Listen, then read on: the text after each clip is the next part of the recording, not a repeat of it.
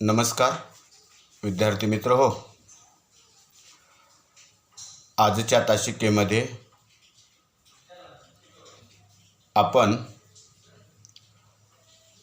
आर्थिक भूगोलाच्या अध्ययनाचे महत्त्व पाहणार आहोत.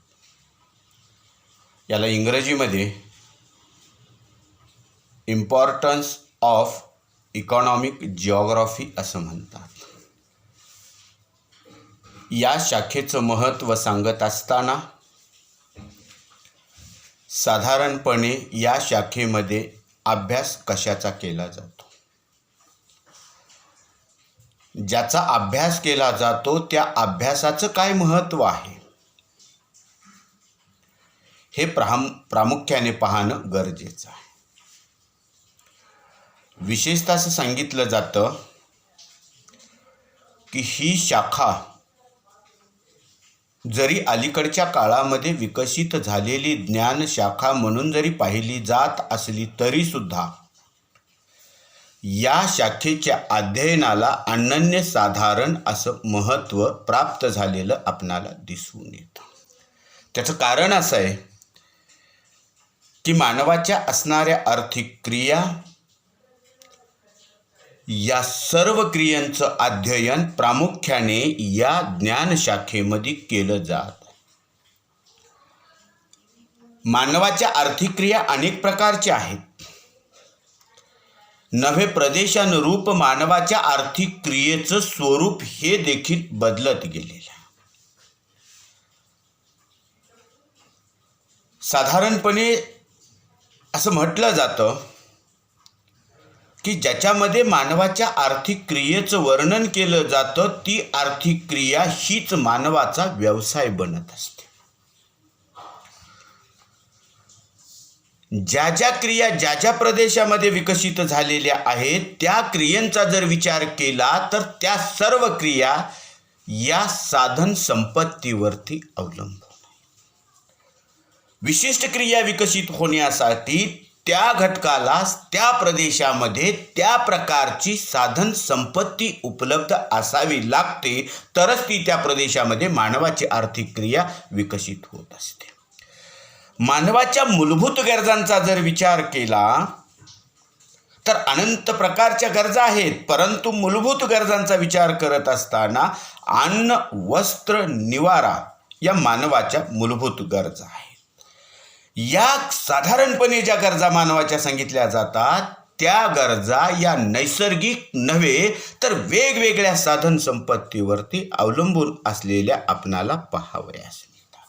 म्हणूनच या ज्ञानशाखेमध्ये मानवाच्या आर्थिक क्रियांचं वर्णन जरी केलं जात असलं तरी त्या क्रिया ज्याच्यावरती अवलंबून आहेत त्याचंही आकलन या शास्त्रामध्ये केलं जात असल्या कारणामुळे त्याच्यावरच मानवी विकास अवलंबून असल्यामुळे त्या क्रियेच्या अध्ययनाचं महत्त्व आज या भूगोलामध्ये प्राप्त झालेलं आपणाला दिसून येतं. साधन संपत्ती हा घटक सर्वात महत्त्वाचा समजला जातो. साधन संपत्ती म्हणजे काय? ज्याच्यामुळे गरज भागविली जाते ती त्या दृष्टीनं साधन संपत्ती असते. आणि म्हणून या साधन संपत्तीचा विचार या आर्थिक भूगोल ज्ञान शाखेमध्ये केला जातो.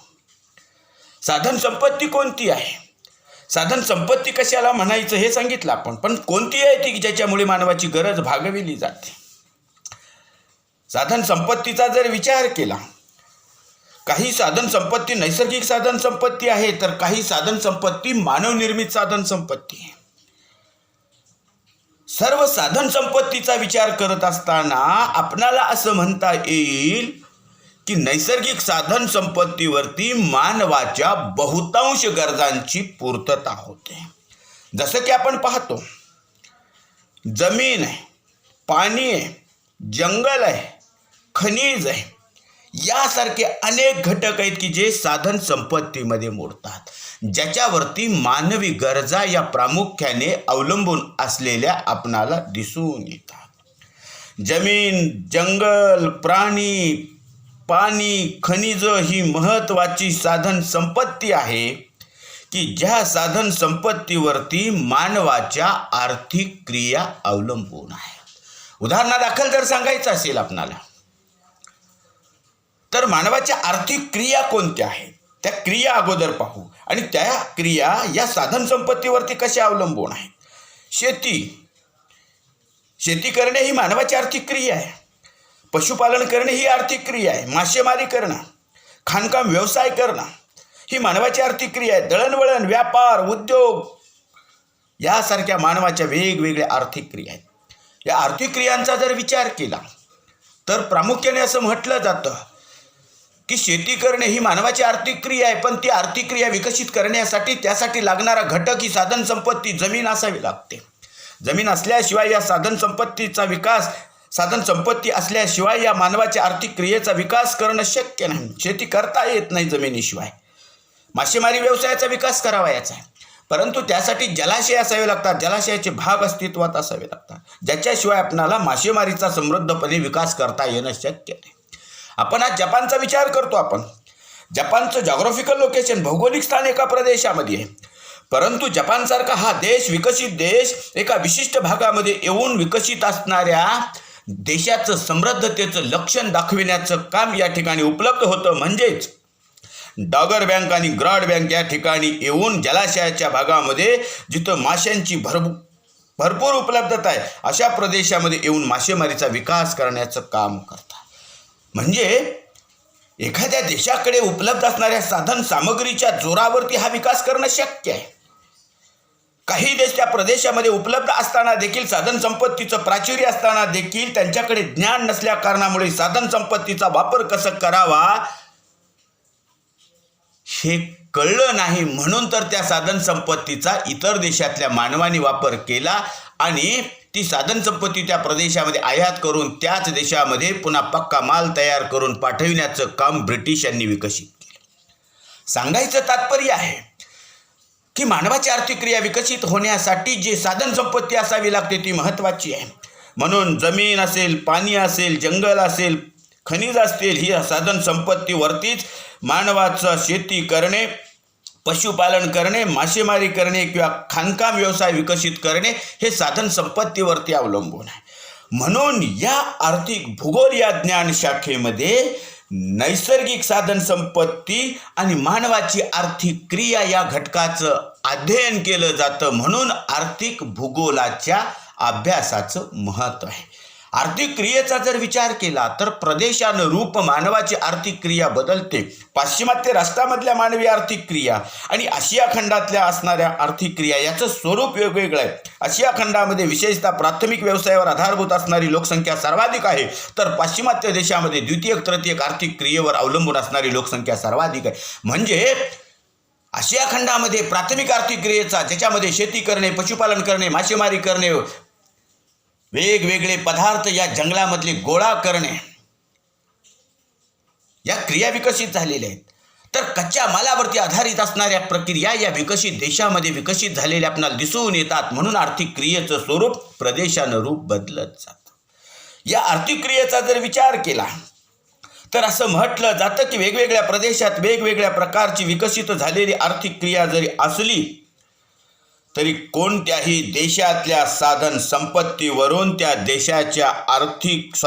देशाच्या समृद्धीची कल्पना आपणाला साधन संपत्तीवरून करता येते. निरनिराळ्या प्रकारच्या आर्थिक क्रियेवरूनच त्या देशाच्या आर्थिक विकासाची कल्पना आपणाला कल्पना करता येते. शेती, पशुपालन, खाणकाम, मासेमारी, कारखानदारी यासारख्या महत्त्वाचे व्यवसाय प्रामुख्याने आपणाला दिसून येतात. या व्यवसायाचा विचार करत असताना साधारणपणे असं सांगितलं जातं की देशामध्ये दळणवळण जे आहे त्या दळणवळणावरती या सर्व गोष्टीचा विकास हा प्रामुख्याने अवलंबून असलेला आपणाला दिसून येतो. एखाद्या देशामधून कोणत्या वस्तूचं कितपत प्रमाणामध्ये इतर देशाला निर्यात होते त्याच्यावरून त्या देशाची आर्थिक विकासाची स्थिती आपणाला लक्षात येते. यावरून एकूणच असं म्हटलं जातं की या विषयामध्ये केलं जाणारं अध्ययन महत्त्वपूर्ण समजलं जातं. या विषयाचं महत्त्व सांगत असताना आर्थिक भूगोलाच्या अध्ययनाचं का महत्त्व आहे? एका प्रदेशामध्ये एका प्रदेशात केलेलं जे काही आर्थिक क्रिया आहे ती आर्थिक क्रिया दुसऱ्या प्रदेशामधल्या लोकांना समजू शकते. या प्रदेशात या पद्धतीने शेतीचा विकास झालाय, तो विकास जर आपण केला तर उत्पादनामध्ये वाढ होऊ शकेल. उत्पादनात वाढ झाली तर ती निर्यात करता येईल आणि निर्यात केलेल्या वस्तूपासून परकीय चलन आपल्याला प्राप्त होईल, जेणेकरून आपल्या देशाचा आर्थिक विकास किंवा आर्थिक उन्नती साध्य करता येईल. म्हणजे सांगायचं तात्पर्य आहे की आर्थिक भूगोलाचं अध्ययन आपण केल्यामुळे एका प्रदेशात शेती कशी केली जाते, दुसऱ्या प्रदेशात ती शेती कशी करता येईल का, या संदर्भाने विचार केला जातो. जसं शेतीचं आहे तसंच मासेमारीचं आहे, तसंच उत्खननाच्या बाबतीमध्ये खनिज संपत्तीचा वापर करणं, संशोधन करणं, या गोष्टी तितक्याच महत्त्वाच्या समजल्या जातात. यावरूनच आर्थिक भूगोलाच्या अध्ययनाचं महत्त्व सांगितलं जातं. आर्थिक भूगोलाचं महत्त्व सांगत असताना वेगवेगळ्या प्रकारे आहे. कृषीच्या संदर्भामध्ये आहे, ज्याला शेतीविषयक म्हटलं जातं. उद्योगाच्या संदर्भाने महत्त्व सांगितलं जातं. आर्थिक धोरणाच्या संदर्भामध्ये ज्याला योजनाविषयक महत्त्व सांगितलं जातं, ज्याला प्रशासक विषयक सांगितलं जातं, राजनीती विषयक सांगितलं जातं, संरक्षण विषयक सांगितलं जातं, नागरिक विषयक सांगितलं जातं किंवा संशोधन विषयक सुद्धा या आर्थिक भूगोलाचं महत्त्व सांगितलं जातं. हे महत्त्व सांगत असताना प्रामुख्याने असं म्हटलं जातं की एक एक घटक आपणाला घ्यावा लागेल आणि त्या घटकाचं आपणाला विश्लेषण करणं गरजेचं आहे. साधारणपणे आर्थिक भूगोलाचं महत्त्व किंवा आर्थिक भूगोलाच्या अध्ययनाचं महत्त्व सांगत असताना प्रामुख्याने शेतीविषयक आहे. आपणाला शेती हा व्यवसाय करावयाचा आहे आणि शेती हा व्यवसाय करत असताना प्रामुख्याने असं म्हटलं जातं की शेती करणे हे शेतकऱ्याच्या दृष्टीनं महत्त्वाचं आहे, परंतु शेतीचं ज्ञान देखील असणं आपल्याकडे तितकंच महत्त्वाचं आहे. कारण शेती कशी करणे, शेती कशी करावयाची आहे याचं ज्ञान जर आपल्याकडे उपलब्ध नसेल तर आपणाला शेतीमधून कोणत्या प्रदेशात कोणत्या पिकाचं कशा पद्धतीनं उत्पादन घ्यावं हे शक्य होणार नाही. आणि म्हणूनच शेती करण्याच्या दृष्टीनं जर पाहिलं आपणाला तर साधारणपणे असं सांगितलं जातं की शेतकऱ्याला जमिनीची पूर्व माहिती असल्याशिवाय तो त्या प्रदेशामधून उत्तम पिकांचं उत्पादन घेऊ शकत नाही. कोणत्या जमिनीत कोणतं पीक घेणं योग्य आहे, त्या पिकासाठी कोणत्या प्रकारचं हवामान आवश्यक आहे, त्या पिकासाठी किती पर्जन्याची गरज आहे, कोणतं प्रकारचं हवामान कितपत प्रमाणामध्ये उपलब्ध आहे, याचा विचार त्या शेतकऱ्याला असल्याशिवाय आपणाला शेतीमधून उत्पादन घेता येत नाही. म्हणजे त्या पिकासाठी हवामान, पाऊस कसा व किती प्रमाणात असावा याचं ज्ञान असावं लागतं. जसं की आपण पाहतो शेतीमध्ये 2 हंगामामध्ये उत्पादन घेतलं जातं, एक खरीप आहे दुसरं रब्बी हंगाम आहे. खरीप हंगामामध्ये जास्त पर्जन्य होतं आणि जास्त पर्जन्यामध्ये कोणती पिकं लागवड करावीत याचं ज्ञान शेतकऱ्याला असावं लागतं, त्याच्याशिवाय शेती करणं शक्य नाही. जसं आपण पाहतो आपल्या महाराष्ट्र राज्यामध्ये, आपल्या भारत देशाचा विचार करत असताना ज्या राज्यामध्ये आपण वास्तव्य करतो त्या राज्यामध्ये शेती खरीप हंगामाने रब्बी हंगामामध्ये केली जाते. या शेती करत असताना खरीपाच्या हंगामामध्ये पावसाचं प्रमाण हे जास्त असतं, म्हणून जास्त पावसाला तग धरून ठेवणाऱ्या पिकांची लागवड हे प्रामुख्याने या शेती प्रकारामधून करता आली पाहिजे. याचं ज्ञान जर शेतकऱ्याकडे असेल तर शेतकरी चांगल्या प्रकारची शेती करून उत्पादन देखील चांगल्या प्रकारचं मिळवू शकतो असं म्हटलं जातं. म्हणजे शेतीचं ज्ञान, शेतीविषयक ज्ञान हे आपणाला जर प्राप्त करायचं असेल तर आर्थिक भूगोलाचं अध्ययन महत्त्वाचं आहे आणि शेती कशी करावी हे आर्थिक भूगोलाच्या अध्ययनावरून प्राप्त होत असल्यामुळे त्यामुळे शेतकरी शेती करेल आणि उत्पादनात वाढ होईल असं म्हटलं जातं. शेती पिकांच्या उत्पादनानंतर त्याचा खप हा देखील कोणत्या प्रदेशामध्ये होतो, कुठं करणं शक्य आहे, म्हणजेच बाजारपेठा कोणत्या प्रदेशामध्ये अस्तित्वात आहेत याचं देखील ज्ञान असावं लागतं. कारण का, ज्याचं आपण उत्पादन घेणार आहोत ती वस्तू बाजारात विकली पाहिजे आणि बाजारात विकायची असेल तर बाजारपेठ नेमकं कोणत्या वस्तूला कोणत्या प्रदेशामध्ये आहे याचं कळलं पाहिजे. आज पाहतो आपण जगातली उदाहरणं. भारतासारख्या देशामध्ये अहमदनगर जिल्ह्यामधल्या पारनेर तालुक्यामधलं राळेगणसिद्धी नावाचं गाव आहे, जे महाराष्ट्रामधले थोर ज्येष्ठ समाजसेवक म्हणून अण्णा हजारेंची ओळख आहे. यांच्या गावातले टोमॅटो त्याला बाजारपेठ कुठली आहे हे दाखविण्याचं काम तिथल्या व्यवस्थेने केलं, म्हणून राळेगणसिद्धीचे टोमॅटो क्युबाला पार्सल होतात.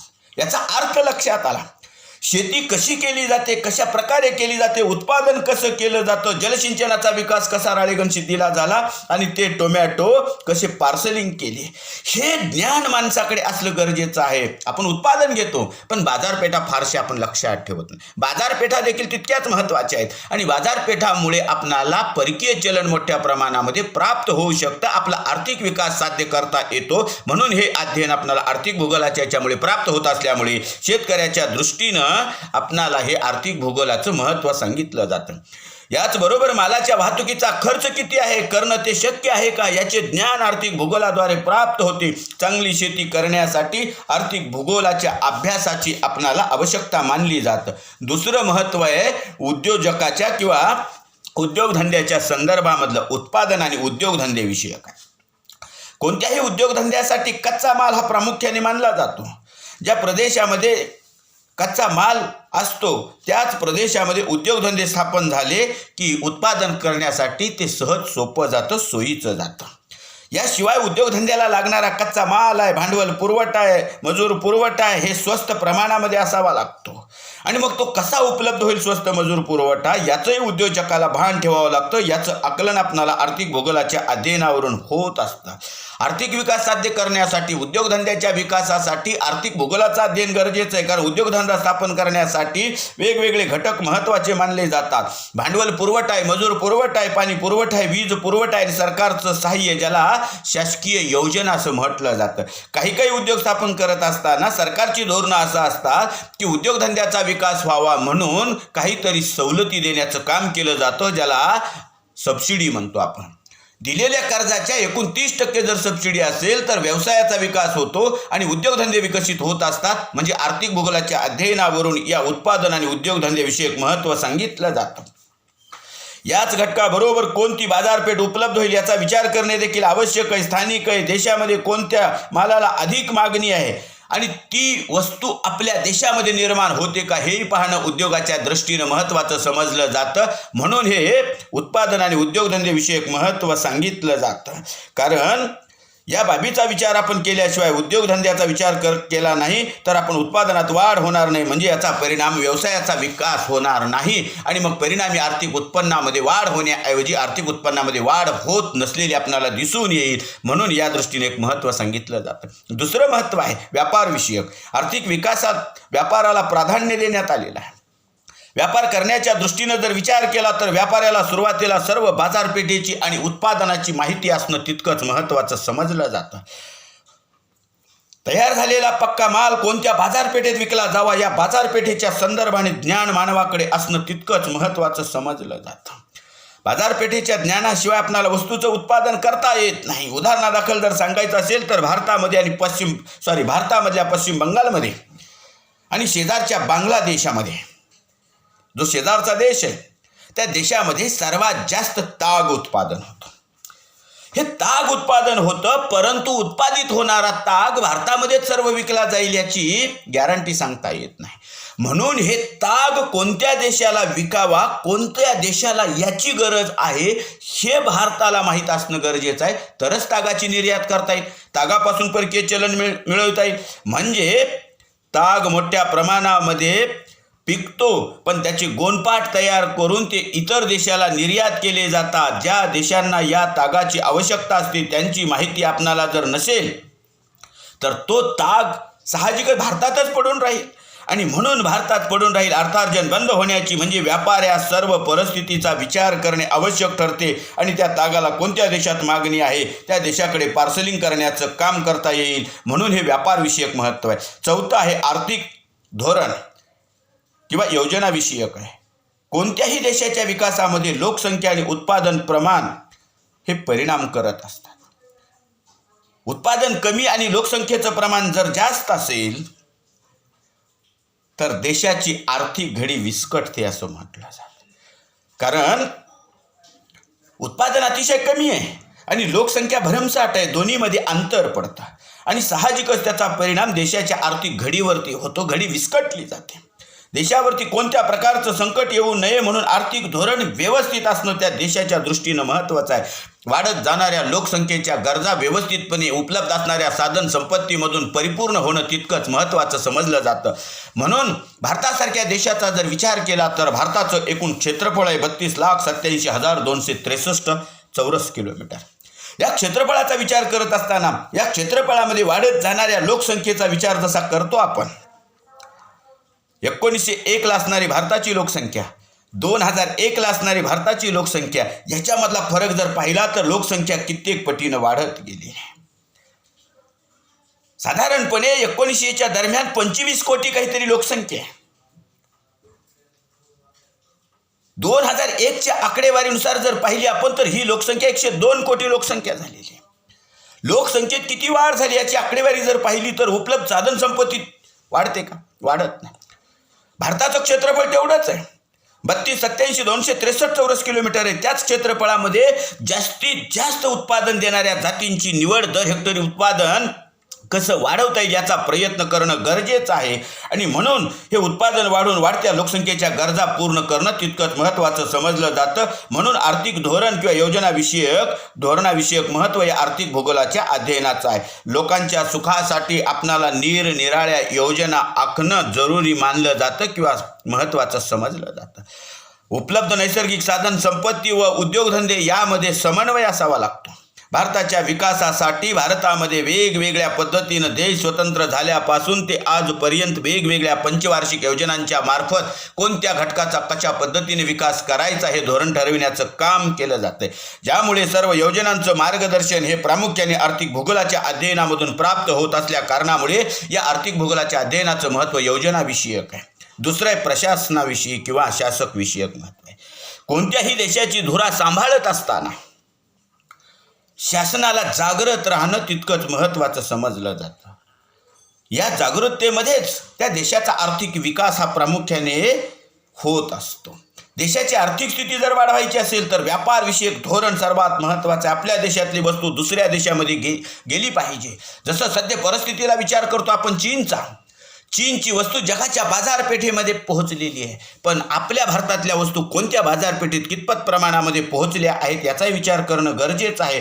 कारण आयात निर्यात या धोरणावरती देशाचा आर्थिक विकास अवलंबून असतो. देशातली वस्तू दुसऱ्या देशात निर्यात करायची असेल तर त्याला सरकारचं धोरणसुद्धा अनुकूल असावं लागतं. कर सवलती कशा पद्धतीने त्या देशात दिल्या जातात. जपानची वस्तू जगात निर्यात होते, तिथल्या उद्योजकाला 50% कर सवलती देण्याचं काम जपान सरकार करतं. भारत सरकार किती देतं याचाही विचार होणं गरजेचं आहे. जसं जपान देतं तसं जर भारतानं दिलं तर भारतातली वस्तू जगाच्या बाजारपेठेत जाईल आणि त्या वस्तू भारतातली जगातल्या इतर देशामध्ये विकली गेल्यानंतर किंवा निर्यात केली गेल्यानंतर त्यापासून मिळणारं जे परकीय चलन आहे त्या परकीय चलनाचा परिणाम भारताच्या एकूणच आर्थिक विकासासाठी, ज्याच्यामुळे अर्थव्यवस्था सुदृढ होईल आणि शासन व्यवस्था सुद्धा खंबीरपणे या देशातल्या त्या निर्यातीच्या धोरणाच्या पाठीमागं उभं राहील. यासारखं धोरण असणं गरजेचं आहे. सर्व देशाच्या विकासाची माहिती प्राप्त करून त्यातून आपणास कोणत्या देशाशी हितसंबंध, व्यापारी संबंध वाढविणं योग्य आहे या संदर्भातली माहिती आपणाला या आर्थिक भूगोलाच्या अध्ययनावरून प्राप्त होते. दुसरे राजनीतीविषयक आहे. राज्याच्या परिस्थितीचा बदलत्या स्वरूपाचा जर आपण अभ्यास केला, मुख्यतः देशाच्या आर्थिक शक्तीवर प्रामुख्याने या देशाच्या राजनीतीविषयक महत्त्व प्राप्त होत असतं. आर्थिक स्थिती कशी आहे देशाची त्यावरती राज्याचं राजनीती अवलंबून असते. देशाचं आर्थिक धोरण हे राजनीती हे साधारणपणे देशाचे आर्थिक धोरण आणि राजनीती एकाच नाण्याच्या दोन बाजू समजल्या जातात. आज पाहतो आपण मध्यपूर्व आशियातले अनेक देश आहेत ज्या देशामध्ये असं म्हटलं जातं की आकाराने अतिशय लहान आकार आहे त्यांचे, परंतु जगाच्या अर्थकारणामध्ये या लहान आकाराच्या देशाला महत्त्व प्राप्त झाले. कारण त्या देशामध्ये उपलब्ध असणारी नैसर्गिक साधन संपत्ती, खनिज तेलाचं अस्तित्व असल्या कारणामुळे या पश्चिम आशियाई देशाला जगाच्या राजकारणामध्ये महत्त्व प्राप्त झालेलं आपणाला दिसून येतं आणि ते राजकारणामध्ये यांचं वर्चस्व कायम झालेलं आपणाला पाहायला मिळतं. त्याचं कारण आहे त्यांच्याकडे उपलब्ध असणारी साधन सामग्री. जगातले बलाढ्य देश आहेत. मध्य पूर्वेतील खनिज तेलाच्या नैसर्गिक साधन संपत्तीमुळे त्या राष्ट्राची मैत्री प्रस्थापित करण्याचं काम मोठे मोठे देश करत असलेले आपल्याला दिसतात. त्या छोट्या Iran, Iraq, Saudi Arabia, Kuwait, Jordan, Palestine सारख्या देशाशी मैत्री करण्याचं काम करतात. कारण त्या देशामध्ये उपलब्ध असणारी साधन सामग्री आहे. आज पाहतो आपण अणुबॉम्ब तयार करणे, अवकाशयान ही सारखी आर्थिक शक्तीवरच शक्य झालेलं आहे. भारत हा खरं तर शांतताप्रिय देश म्हणूनच ओळखला जातो. शांतताप्रिय देश म्हणून ओळख आहे भारताची. भारताची राजकीय विचारसरणी तटस्थतेची असल्याने त्यांचा आर्थिक विकास शांततेतच शक्य आहे. यासाठी सर्व घटकांचा विचार परिस्थितीचे अवलोकन करणे आवश्यक ठरते. अप्रत्यक्षरित्या आर्थिक भूगोलाचा देशाच्या एकूणच राजनीतीवरती प्रभाव पडत असतो. नंतरचा महत्त्व आहे संरक्षण विषयक. संरक्षणाचा विचार जर केला तर देशाच्या प्रगतीबरोबरच त्याला संरक्षणाची आवश्यकता असते. आर्थिक भूगोलाचा अभ्यास करत असताना फक्त शांतता काळातच आहे असं नाही, तर युद्ध काळात देखील याचं अध्ययन तितकंच महत्त्वाचं समजलं जातं. देशाची बहुतेक प्रगती ही नैसर्गिक साधन संपत्तीवरती अवलंबून आहे असं आपण म्हणतो. कोणत्या देशामध्ये कोणती किती संपत्ती आहे याची माहिती आपल्याला या आर्थिक भूगोलाच्या अध्ययनावरून प्राप्त होते. साधन संपत्ती भरपूर आहे, परंतु असं म्हटलं जातं की संरक्षणामध्ये जर तो देश कमकुवत असेल तर इतर देशाचा अधिकार त्या देशावर होऊ शकतं. जसं की भारतावरती ब्रिटिशांनी 150 वर्षे राज्य केलं. कमकुवत आहे हे शोधलं आणि त्यांच्या ज्ञानाच्या जोरावरती यांनी राज्य केलं. जसं ब्रिटिशांचं राज्य भारतावरच होतं असं नव्हे, तर जगातल्या अनेक देशामध्ये ब्रिटिशांचं राज्य होतं. ब्रिटनवरती सूर्य मावळत नाही असं आपण म्हणतो. आपण त्याचं कारण आहे की एवढी सत्ता त्यांनी प्रस्थापित केली होती. याचा अर्थ संपत्तीचा उपयोग करून घेण्याचं काम, देशाच्या प्रगतीबरोबर देशाचं संरक्षण हित घेऊन सुद्धा त्यासाठी आपली विदेश नीती निश्चित करावी लागते. संरक्षण क्षमता वाढवावी लागते. आंतरराष्ट्रीय पातळीवरती वर्चस्व प्रस्थापित करायचं असेल तर त्या देशामधल्या एकूणच संरक्षण विषयक गोष्टी तितक्याच महत्त्वाच्या समजल्या जातात. म्हणून या गोष्टीनं विचार करत असताना साधारणपणे या गोष्टीचा विचार करत असताना या सर्व गोष्टी प्राप्त करण्यासाठी आर्थिक भूगोलाचा अभ्यास महत्त्वाचा समजला जातो. आणि शेवटचं जे आर्थिक भूगोलाचं महत्त्व सांगत असताना नागरिक विषयक शेवटचं नाही, आणखी 2 आहेत. एक संशोधन विषयक आणि नागरिक विषयक आहे. जगाच्या पाठीवर यथार्थ दर्शन आर्थिक भूगोलाच्या अध्ययनावरून सहज शक्य होतं. आपल्या देशापेक्षा कोणता देश विकसित आहे, तेथील जीवनमानाचा स्तर कशा पद्धतीनं उंचावलेला आहे याचं आकलन आपल्याला या आर्थिक भूगोलाच्या अध्ययनावरून होतं. उदाहरणामध्ये पाश्चिमात्य देशामध्ये द्वितीयक तृतीयक आर्थिक क्रियेचा विकास झाला, लोकांचं राहणीमान सुधारला, जीवनमान उंचावलं. तसं आपण द्वितीयक तृतीयक व्यवसायाचा विकास करून आपलं सुद्धा आर्थिक जीवनमान कसं सुधारता येईल याचा प्रयत्न भारतासारख्या देशानं करणं म्हणजेच आर्थिक भूगोलाच्या अध्ययनाचं नागरिकाच्या संदर्भाने महत्त्व सांगितलं जातं. आपण पाहतो अमेरिकेच्या एकूण लोकसंख्येचा विचार करत असताना 100-125 वर्षापूर्वी अमेरिकेची 50% लोकसंख्या कृषी व्यवसायामध्ये म्हणजे प्राथमिक व्यवसायामध्ये होती. आज या सद्यस्थितीचा विचार केला तर आज फक्त 14% लोकसंख्या मानवाच्या आर्थिक क्रियेशी म्हणजे प्राथमिक आर्थिक व्यवसायाशी निगडीत आहे. याचा 36% लोकसंख्या तिथली 50% मध्ये 14% प्राथमिक व्यवसायात राहिली, उरलेली 36% द्वितीयक तृतीयकमध्ये गेली. म्हणजे हा जो परिणाम होईल हे परिणाम आर्थिक भूगोलाच्या अध्ययनावरून प्राप्त होतो. म्हणून आपल्या देशामध्ये विकास करणं शक्य होतं. उत्पादनात स्पर्धा निर्माण होते आणि प्रगती होते. जसं पाहतो आपण आपल्या शेजारील परिस्थिती पाहून आपण जसं विकास करण्याचा प्रयत्न करतो त्या पद्धतीनं मानवाने आपले जीवनमान उंचावण्यासाठी सुख समृद्धीसाठी काय केले पाहिजे, केलेले कष्ट कितपत योग्य आहेत याची कल्पना आपण जपानी माणसं जगामध्ये आघाडीवर आहेत असं आपण म्हणतो. जपानची माणसं सलग कित्येक तास काम करू शकतात, तसं भारतीय माणसं करू शकत नाहीत. हे का?